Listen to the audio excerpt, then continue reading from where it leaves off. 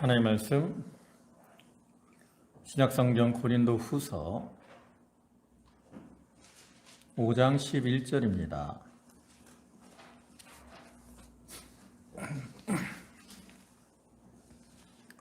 고린도후서 5장 11절 신약성경 페이지로는 290쪽 11절부터 19절까지 말씀입니다. 봉독하겠습니다. 우리는 주의 두려우심을 알므로 사람들을 권면하거니와 우리가 하나님 앞에 알리어졌으니 또 너희 양심에도 알리어지기를 바라노라. 우리가 다시 너희에게 자천할 것이 아니요 오직 우리로 말미암아 자랑할 기회를 너희에게 주어 마음으로 하지 않고 메모로 자랑하는 자들에게 대답하게 하려 하는 것이라.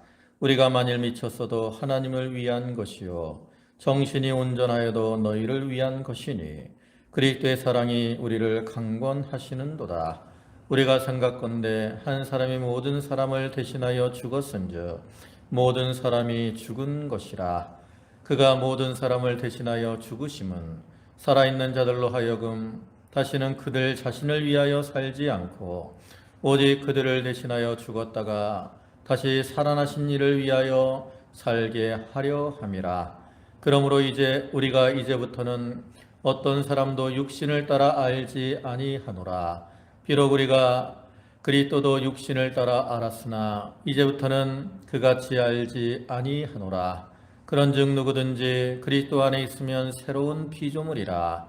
이전 것은 지나갔으니 보라 새 것이 되었도다. 모든 것이 하나님께로서 났으며 그가 그리스도로 말미암아 우리를 자기와 화목하게 하시고 또 우리에게 화목하게 하는 직분을 주셨으니 곧 하나님께서 그리스도 안에 계시사 세상을 자기와 화목하게 하시며 그들의 죄를 그들에게 돌리지 아니하시고 화목하게 하는 말씀을 우리에게 부탁하셨느니라. 아멘. 예, 할렐루야. 예, 지난 한 주간도 평안히 잘 지내셨습니까? 오늘도 이 시간 하나님께 예배하는 모든 성도와 또 가정에 하나님의 주시는 은혜와 축복이 함께 하시기를 주님의 이름으로 축원합니다. 예, 오늘 이 시간에는 고린도 후서 5장 11절부터 19절까지의 말씀을 보셨습니다. 그 중에 17절의 말씀을 보면 그런즉 누구든지 그리스도 안에 있으면 새로운 피조물이라. 이전 것은 지나갔으니 보라 새 것이 되었도다. 이렇게 말씀을 하고 있는데 이 말씀을 근거로 이전 것이 아닌 새 것으로 이러한 제목으로 함께 은혜를 나누고자 합니다. 우리가 지난 2월 3주간에 걸쳐서 그 야곱의 어떤 생애 전환기라는 이러한 제목으로 그 야곱의 삶 속에서 어떤 전환점이 되는 그러한 사건들에 대해서 살펴봤습니다. 야곱은 험악한 인생을 살았고 또 그 이름 야곱이라는 이름 그 이름처럼 좀 욕심을 따라 사는 이러한 사람이었기에 하나님께서 이 야곱이라는 그 인격으로는 쓰실 수가 없어요. 이스라엘이라고 하는 인격으로 변화가 되어야 하나님이 쓰실 수가 있겠기에 하나님은 그에게 전환기를 주시고 그를 변화시켜 나갔습니다. 이러한 야곱의 생애 전환기는 모두 육신적인 것도 아니고요, 정신적인 것도 아니고 영적이고 신앙적인 그러한 것이고 또 하나님은 이것을 야곱에게 이러한 변화를 일으키시기 위해서 하나님이 강권적으로 역사를 하신 거죠. 하나님이 야곱을 이스라엘로 변화시킨 것처럼 오늘날 우리의 삶 속에서도 하나님은 하나님의 자녀요 하나님의 백성인 우리들이 변화된 이러한 삶을 살기를 원하십니다. 즉 우리가 야곱과 같은 그런 육신의 욕심을 따라 사는 그러한 자들이 아니라 하나님께 새 생명을 얻은 자들로서 이전의 삶이 아닌 새로운 모습, 새 것의 삶, 이러한 삶을 살기를 원하신다라는 거죠. 우리가 알듯이 예수님이 이 세상에 오셔서 많은 이적들을 행하셨잖아요. 근데 예수님이 가장 먼저 첫 번째로 행하신 이적이 뭡니까? 바로 가나 혼인잔치에서 물을 포도주로 변화시킨 이러한 이적입니다.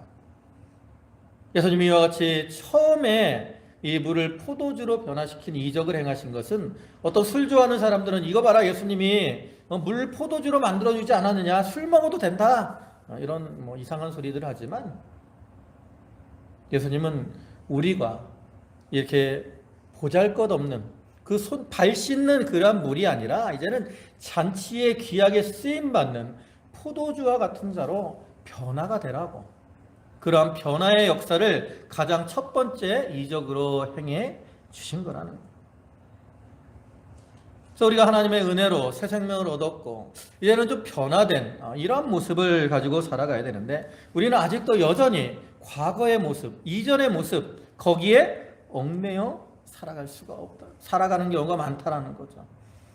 근데 우리가 이렇게 이전의 삶을 살아가면 하나님을 기쁘시게 할 수도 없고, 또 하나님이 그러한 사람을 쓰실 수도 없어요.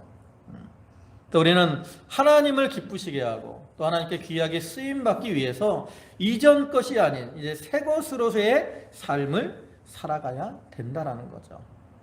오늘 우리 이 시간을 통해서 우리가 벗어버려야 될 이전 것의 모습은 어떤 것인가, 좀 이런 것들을 생각해보고 이제는 자기에게 있는 이전 것들을 다 내어버리고 새 것으로 변화되어서 하나님을 기쁘시게 하고 또 하나님께 귀하게 쓰임받는 그러한 성도들이 다 되도록 해야 되겠습니다. 이제 먼저 살펴볼 것은 우리가 벗어버려야 될, 내어버려야 될 이전 것의 모습은 어떠한 것이냐 하는 겁니다. 거기 문을 조금 열렸어요.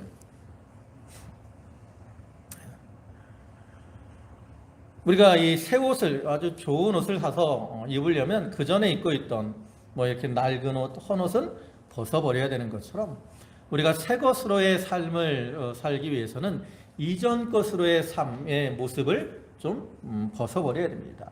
그럼 우리가 벗어버려야 될 이전 것들은 어떤 것들이 있을까? 여기 본문에서는 이제 몇 가지로 얘기를 하죠. 첫째로는 외모를 자랑하는 것입니다. 본문 12절 하반절을 보면 외모로 자랑하는 자들에게 대답하게 하려 하는 것이라. 이 말은 고린도 교회 안에 외모를 자랑하는 사람들이 있었다라는 거죠.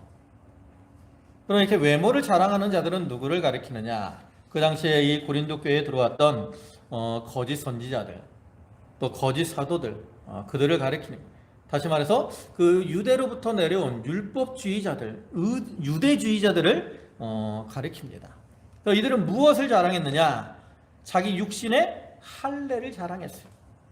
자기들의 육신의 할례를 자랑하면서 너희도 우리와 같이 할례를 받아야, 너희가 예수를 믿어도 할례를 받고 또 율법을 지켜야 구원을 받는다, 이렇게 주장을 했죠. 또 그들은 무엇을 자랑했느냐? 자기들이 가지고 있는 그 유명한 사람들의 추천서를 자랑했어요. 그들은 유명한 그 당시에 사도들, 이런 사람들의 추천서를 자랑하면서, 봐라, 우리는 이렇게 유명한 사람들이 우리를 인정해 줬다. 근데 바울은 봐라, 이런 추천서가 없지 않느냐? 그러면서 바울을 사도가 아니다라고 비난을 했던 거죠. 그리고 이제 고린도 교인들 가운데는 일부가 그러한 자들의 미혹을 받아서 바울을 비방하고 또 대적하는 이러한 자들이 있었는데, 바울은 이제 그러한 고린도 교인들을 향해서 이렇게 외모를 자랑하는 것들은 다 헛된 것이다, 이전 것이다. 그러니까 너희가 이러한 외모를 자랑하는 자들을 따라가지 말고 또 너희 자신들도 이 외모를 자랑하지 말아라, 이렇게 교훈을 하고 있는 거죠. 오늘날 우리 성도들도 이 믿음의 길에 있어서는 우리가 어떤 외적인 거, 이런 것들을 의지하거나 이런 것들을 자랑하지 말아야 됩니다. 왜냐하면 우리가 이 외적인 것들은 다 헛된 거예요. 또 세상에 속한 이런 외적인 것들은 다 어떤 거예요? 전적 아담의 범죄 이후로 다 저주를 받아서 전적으로 타락하고 전적으로 부패하고 전적으로 무능한 이러한 것들이 되었기 때문에 아무 능력이 없다라는 거죠. 또 내가 어떤 외적으로 좋은 것을 가지고 있어도 그게 내가 얻은 게 아니에요. 하나님이 주신 겁니다. 다 하나님의 은혜로 됐다라는 거죠. 내 능력으로 얻은 것이 아닌데 우리가 자랑할 것이 무엇이 있겠습니까? 오늘날은 사람들이 자기를 자랑하죠. 이 시대를 자기 PR 시대라고 옛날부터 말을 해요. 특히 요즘은 더해요. 이 유튜브, SNS에서 자기 자랑하는 것들이 얼마나 많은지 모릅니다. 여자들은 외모 자랑하고 몸매 자랑하고, 남자들은 몸 잘 꾸며서 그거 자랑하고, 좋은 옷 자랑하고, 좋은 차 자랑하고, 이런 외적인 것들을 많이 자랑을 합니다. 그것을 자랑하려고 힘을 쓰고, 또 자랑하려고 자기를 만들어 나가려고 힘을 쓰고, 그러나 이런 것들은 다 시간이 지나면 어떻게 돼 있어요? 다 썩어지게 돼 있다고요. 그래서 우리는 이렇게 외모를 자랑하는 거 내세울 게 없어요. 바울은 나의 나 된 것은 하나님의 은혜로 된 것이다 라고 고백을 했잖아요. 그와 같이 오늘날 우리들도 나에게 외적으로 좀 잘 된 거 있어도 내가 잘나서 그것이 아니라 하나님이 주신 줄 알고 자기 자랑하지 말고 늘 하나님의 은혜 안에서 참 온유하고 겸손한 이러한 모습으로 행해야 되는 거죠. 두 번째로 우리가 버려야 될 것은 뭐냐면 자기를 위해 살던 것들을 우리가 벗어버려야 됩니다. 본문 15절 말씀을 보면 거기 중간에 다시는 그들 자신을 위하여 살지 않고 라고 말을 합니다. 그럼 이 말의 의미는 뭐예요? 이것은 그들이 믿기 전에 무엇을 위해서 살았어요? 자기 자신을 위해서 살았다라는 거죠. 그래서 우리 성도들은 이와 같이 자기를 위해 살던 이런 것들을 좀 내어버려야 돼요. 우리가 이 시대를 말세라고 말을 합니다. 그럼 이 말세의 징조가 뭐죠? 성경에 보면 말세의 징조에 대해서 여러 가지로 말을 합니다. 그 중에 한 가지가 뭐냐면 바로 자기를 사랑하는 거예요. 디모데후서 3장 2절을 보면 사람들이 자기를 사랑하며 그랬어요. 무엇을 사랑해요? 자기를 사랑합니다. 자기를 사랑하니까 어떻게 해요? 자기를 위해 살아요. 이기주의로. 몇 년 전부터 이 욜로라는 말이 많이 유행을 했어요. 그래서 이 말은 당신의 인생은 한 번뿐이다 라는 이러한 의미의 You only live once라는 그 말의 앞글자를 따온 거예요. 근데 이것은 어떤 삶을 가리키느냐, 현재 생활을 즐기며 사는 그런 삶의 형태를 욜로족이다 라고 말을 하는 거예요. 그러니까 이런 이 생각을 가진 사람은 어떤 삶을 살아요? 나 자신이 즐거우면 된다라는 이러한 생각을 가지고 삽니다. 이런 생각을 가진 사람들은 결혼도 잘 안 해요. 결혼을 해도 자녀를 낳지 않습니다. 왜? 결혼하면 옆에 신경 쓸 사람들이 생기거든. 배우자, 또 이렇게 남자는 처갓집, 여자는 시댁. 그게 귀찮은 거야. 결혼 안 합니다. 또 결혼을 하더라도 애 낳는 게 귀찮은 거예요. 애 낳으면 신경 쓸 게 얼마나 많습니까? 그러니까 애기도 안 낳아요. 이렇게 자기만을 위하는 삶, 이게 점점 어떻게 돼요? 만연해지죠. 이기주의죠. 개인에 대한 이기주의뿐만 아닙니다. 자기 가족만을 위한 위기주의도 있어요. 자기의 지역만을 위한 지역 이기주의도 있죠. 이러한 이기주의적인 성품들이 어떻게 돼요? 점점 커지고 있다는 거죠. 그러나 우리가 이렇게 자기를 사랑하고 나아가는 이러한 것들은 나중에 다 어떻게 돼요? 잃어버리게 될 때가 옵니다. 요한복음 12장 25절을 보면 자기의 생명을 사랑하는 자는 잃어버릴 것이다 라고 말씀합니다. 생명을 사랑하는 자, 자기 생명을 사랑하느라고 하나님을 제대로 섬기지 못하면 자기 생명이 어떻게 된다는 걸 잃어버린다는 거예요. 이거 생명뿐이겠습니까? 다른 것들도 다 여기 적용이 될 수 있는 거예요. 이기주의로 그것만을 사랑하고 나가는 자는 그것을 잃어버릴 때가 온다라는 거죠. 우리는 이렇게 자기를 사랑하며 자기를 위해 살던 이런 것들을 좀 끊어버려야 되는 거죠. 그 다음에 세 번째로 우리가 벗어버려야 될 이전 것은 뭐냐면 육신의 것을 위해 살던, 육신의 목표를 가지고 살던 것들을 우리가 좀 끊어버려야 됩니다. 보면 16절 보시면 그러므로 우리가 이제부터는 어떤 사람도 육신을 따라 알지 아니하노라. 육신을 따라 안다. 육신의 어떤 목표를 두고 사는 것을 의미하는. 또 많은 사람들이 이 어떤 인생의 목표를 가지고 살아가죠. 어떤 사람은 돈을 목표로 가지고 살아갑니다. 그래서 이 사람은 돈을 벌려고 아주 힘을 쓰죠. 근데 이게 심해지면 어떻게 돼요? 돈 때문에 다른 사람을 해하고 사기를 치고 심지어 죽이는 이러한 일까지 행하게 되죠. 또 성경에서는 돈을 사랑해 뭐라 그랬어요? 일만하게 뿌리가 된다. 이렇게 말을 하죠. 디모데전서 6장 10절에 보면 돈을 사랑함이 일만하게 뿌리가 되나니. 근데 여기서 끝나는 게 아니에요. 그 다음에 더 나아가서 뭐가 돼요? 이것을 탐내는 자들은 미혹을 받아 믿음에서 떠나 많은 근심으로써 자기를 찔렀도다.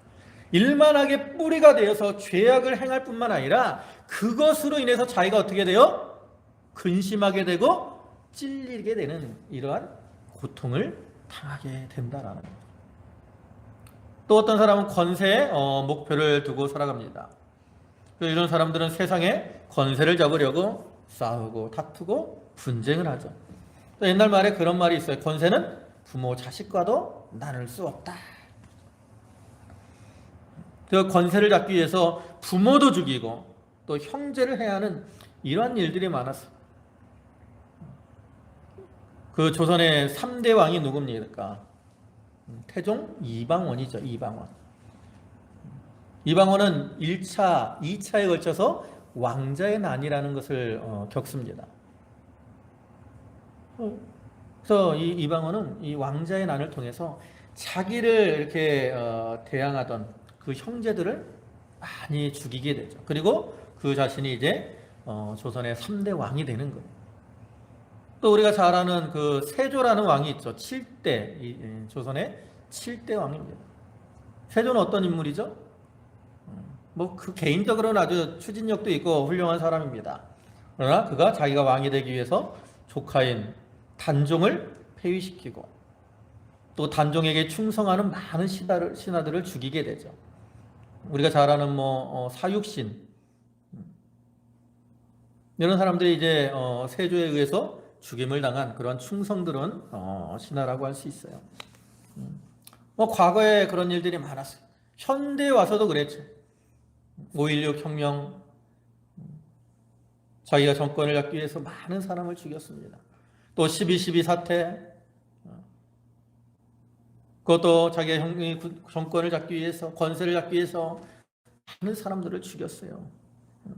이러한 일들이 지금도 북한 정권이나 저 아프리카의 독재 정권을 가보세요. 자기들의 권세를 잡기 위해서 얼마나 많은 사람들을 해하고 있는가. 이게 권세를 위한 잘못된 목표를 가지고 있기 때문에 이러한 일들이 일어나게 되는 거죠. 그 외에도 세상적인 성공, 여러 가지 것들에 대한 목표를 가지고 살아가는데 이러한 세상적인 이러한 어떤 목표들은 다 뭐와 같아요? 아침 안개와 같은 겁니다. 다 사라질 거예요. 그래서 예수님께서 누가복음 12장 16절부터의 말씀을 통해서 이렇게 말씀을 합니다. 또 비유로 그들에게 말하여 이르시되 한 부자가 그 밭에 소출이 풍성하며 심중에 생각하여 이르되 내가 곡식 쌓아둘 것이 없으니 어찌할꼬 하고 또 이르되 내가 이렇게 하리라 내 곡간을 헐고 더 크게 짓고 내 모든 곡식과 물건을 거기 쌓아두리라.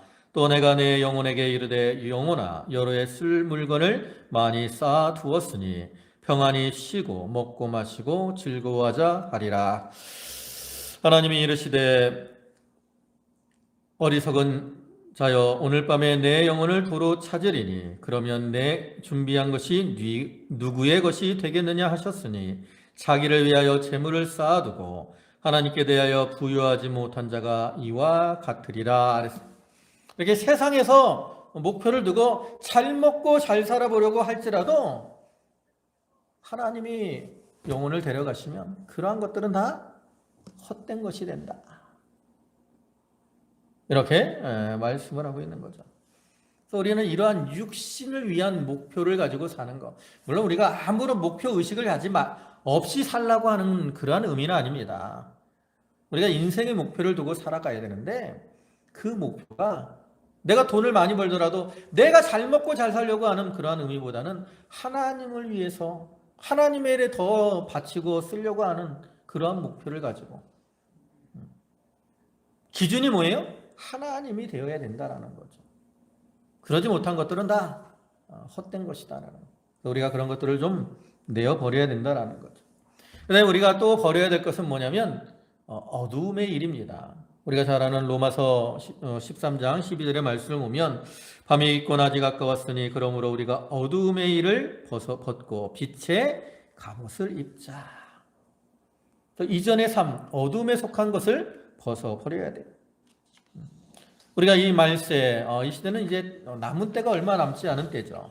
이 미국의 시카고 대학에서 발행하는 그 핵 과학 회지인 블리티라는 책이 있어요. 거기 책의 표지에는 매년 이렇게 올해 이제 1월 24일에 이제 발표가 됐는데 그 시계가 있습니다. 둠스데이 클락이라고 하는 그려진 뭐 이렇게 시계가 있어요. 그걸 우리가 이제 사람들이 지구 종말 시계다, 또 운명의 날 시계다라고 말을 해요. 그래서 이 핵무기나 어떤 기후 변화로 인해서 인류 문명이 얼마나 위험에 노출되어 있는가를 알릴 목적으로 제작이 된 겁니다. 그래서 이것이 이제 지난 3년간은 100초 정도, 그러니까 12시를 기준으로 100초 전에 머물고 있었어요. 근데 올해 발표가 됐을 때는 이 우크라이나 전쟁, 작년 우크라이나 전쟁을 인해서 영향을 받아서 90초 전으로 당겨졌다고 합니다. 그래서 이 시계가 이제 12시 자정이 되면 종말이 온다 이렇게 말하는데 이제 그만큼 우리의 그 시대가 종말이 점점 가까워지고 있다라는 것을 우리에게 알려주죠. 그래서 이러한 때에 우리가 이 어둠에 속한 그런 모습으로 살아가면 그 주님의 어떠한 말세의 주님을 맞이할 준비를 할 수가 없다라는 거죠. 그래서 우리는 이런 어두움의 일을 벗어버려야 됩니다. 죄악의 일, 또 육신의 정욕을 따라 살던 것, 이런 것들을 벗어버려야 돼요. 그래서 히브리서 12장 1절에서는 모든 무거운 것과 얽매이기 쉬운 죄를 벗어버리고 인내로서 우리 앞에 당한 경주를 하며 그랬어요. 무거운 것, 얽매이기 쉬운 죄, 이게 다 어두움에 속한 것들입니다. 이런 것들을 우리가 벗어버려야 돼요. 벗어버려야 그 다음에 이제 우리가 새로운 것으로 이제 변화되어서 새로운 삶을 살아갈 수가 있다라는 거죠. 그럼 이제 우리가 새 것이 돼야 되는데, 그럼 새 것이란 무엇일까? 막연하잖아요. 우리가 새 것이다라고 하면 여러 가지 의미에서의 새 것을 우리가 생각을 해볼 수 있습니다. 우리가 시간적인 관점에서 새 것이 있어요. 지금 이 시간이 다음에 오는 시간은 새로운 시간입니다. 오늘이 지나면 새 날이 오죠.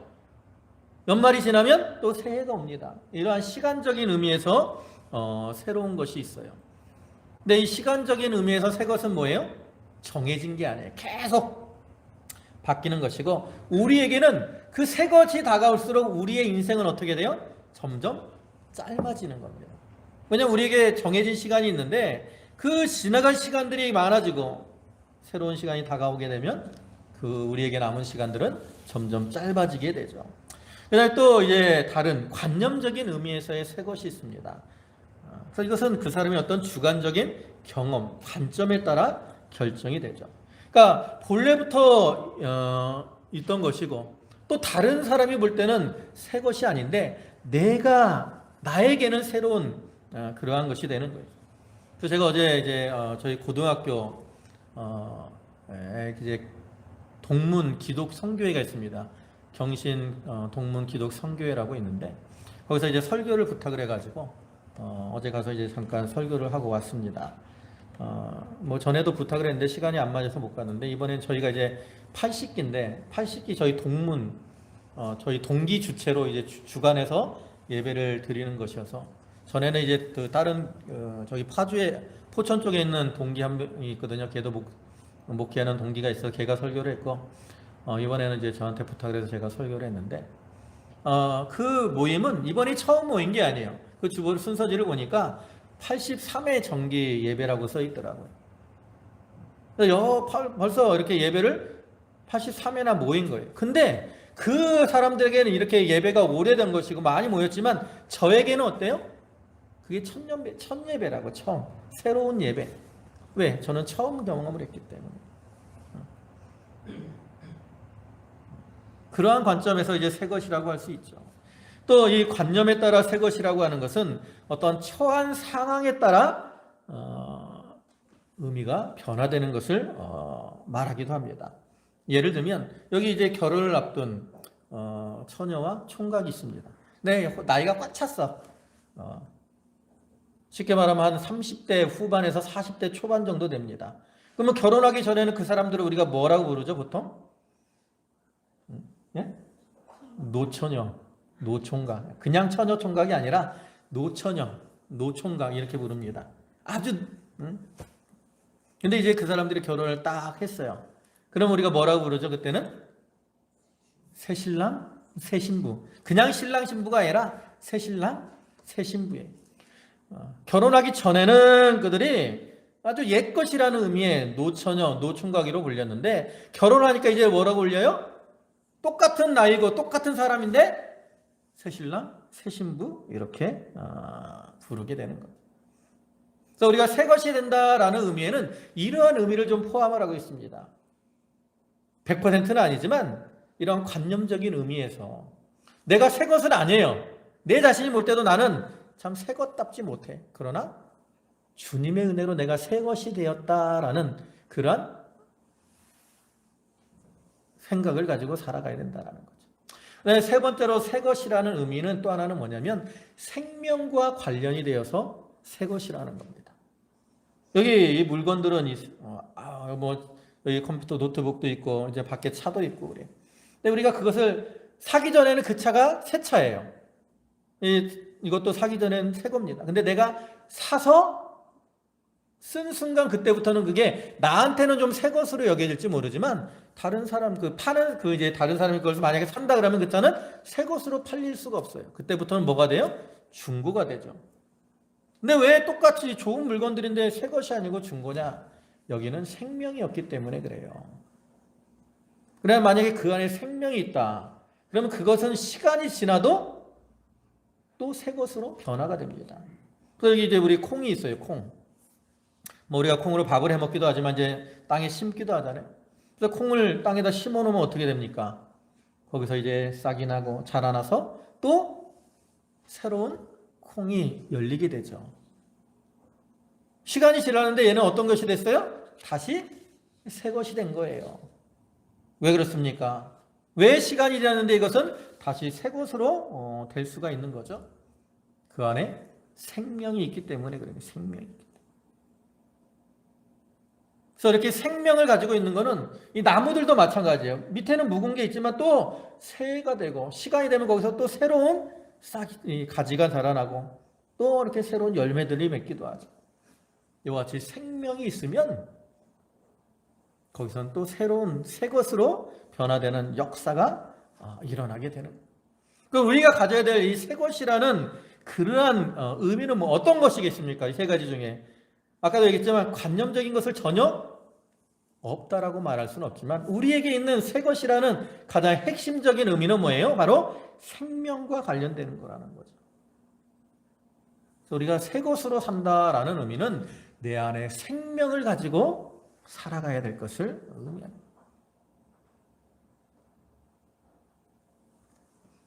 그럼 우리가 이제 어떻게 해야 이 생명을 가진 새 것의 삶을 살아갈 수 있느냐? 그것은 바로 우리가 첫째로는 자기 속에 그리스도의 생명을 소유해야 됩니다. 보면 17절을 아까 다시 보시면 그런즉 누구든지 그리스도 안에 있으면 새로운 피조물이라. 어디 있을 때요? 그리스도 안에 있을 때 새로운 피조물, 새 것이 된 겁니다. 그럼 이제 그리스도 안에 있다라는 건 뭐예요? 우리가 왜 그리스도 안에 있을 때 이 그리스도 안에 있다는 건 그리스도와 연합이 되는 것을 가리키는데 그럼 우리가 왜 그리스도 안에 있을 때 새로운 피조물이 될 수 있느냐? 다시 말해서 생명을 얻을 수 있느냐? 그것은 그리스도가 첫째로는 생명의 근원이시기 때문에 그렇습니다. 요한복음 1장 4절의 말씀을 보면 그 안에 생명이 있었으니, 여기 그는 누구예요? 바로 예수님을 가리키는 거예요. 예수님 안에 생명이 있습니다. 또 요한복음 14장 6절에서도 예수님이 뭐라고 하셨어요? 내가 곧 길이요 진리요 생명이니 그랬어요. 이렇게 예수님은 생명의 근원이 되기 때문에 우리가 그러한 주님과 연합이 될 때 주님으로부터 오는 생명을 받게 돼요. 요한복음 15장의 포도나무 가지 비유에서도 말씀을 하잖아요. 또 우리가 그리스도를 통해서 생명을 얻을 수 있는 이유는 뭐냐면 그리스도의 구속을 통해서 죄와 사망에서 해방이 되고 생명을 얻게 되었기 때문입니다.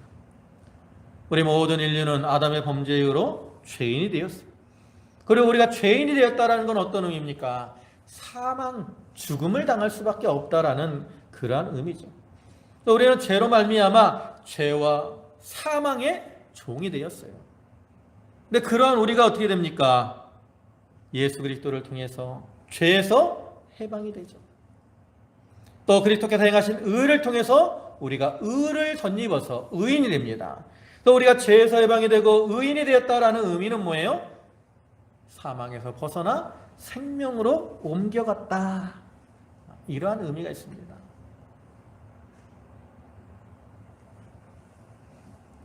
그래서 우리는 이렇게 그리스도의 구속을 통해서 내 생명을 얻게 된 거죠.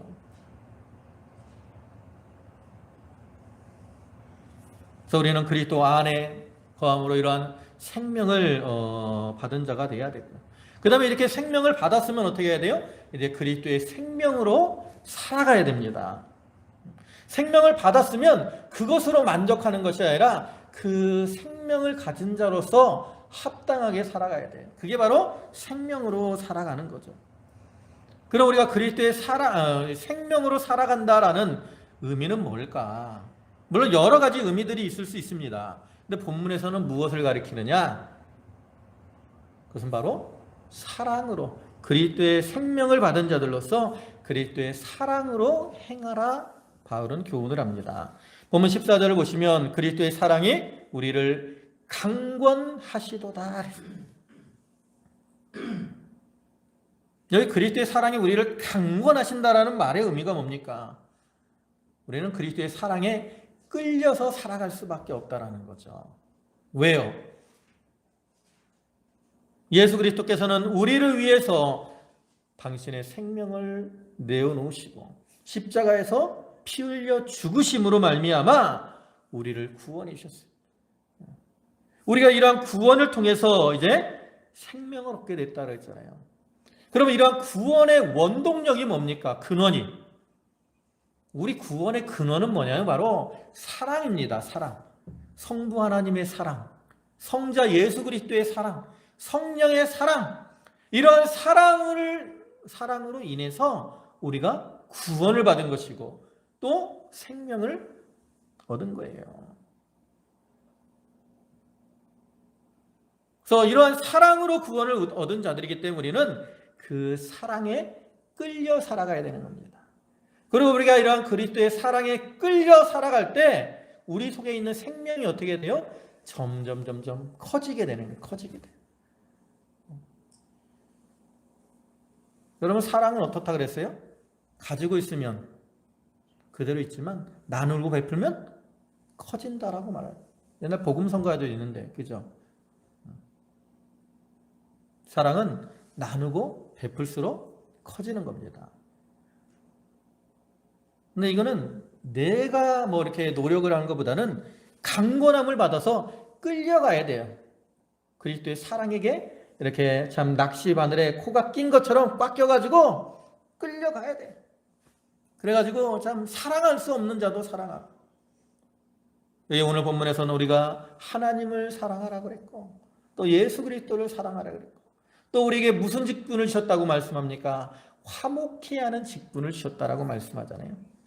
그 사랑에 끌려갈 때 우리가 이러한 화목케 하는 직분을 감당할 수 있고 그를 통해서 다른 사람들을 사랑하며 또 다른 사람들에게 화목케 하는 이러한 복음을 증거하게 된다라는 거죠.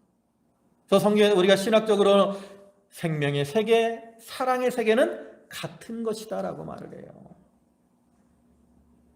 또 우리는 그리스도의 사랑으로 생명을 얻어서 새 것이 되었기 때문에 이제 새 것으로서 그리스도의 사랑에 끌려서 다른 사람을 사랑하고 복음을 전하는 이러한 삶을 살아가야 되는 거죠. 그것이 바로 새로운 것, 새 것이 된 우리의 삶이라고 할 수 있습니다. 이제 말씀을 마무리하겠습니다. 우리는 이전에 자기의 외모를 자랑하고 또 자신의 어떤 자기를 위해 살고 또 육신의 것을 바라보면서 어둠에 속한 이러한 살던 자들이었는데 우리가 그리스도를 믿음으로 말미암아 그리스도의 사랑으로 그리스도의 생명과 연합이 되어서 새로운 피조물이 되었습니다. 하나님께서 우리에게 생명을 주시고 또 우리를 피조물로 삼아 주신 것은 바로 사랑으로 우리를 강권하시는 것이라고 말씀을 드렸습니다. 우리가 이렇게 크신 하나님의 사랑을 입은 우리는 마땅히 이제 그 사랑에 끌려서 새것다운 이러한 모습으로 살아가야 하죠. 그래서 이 시간 우리가 우리에게 주신 이 말씀을 붙들고 이 말씀을 따라 참 사랑으로 행함으로 하나님 앞에 온전한 새 것으로의 삶을 살아가는 그러한 저희들이 되도록 해야 되겠습니다. 이러한 은혜와 축복이 모두에게 함께 하시기를 주님의 이름으로 축원합니다. 아멘. 기도하시겠습니다.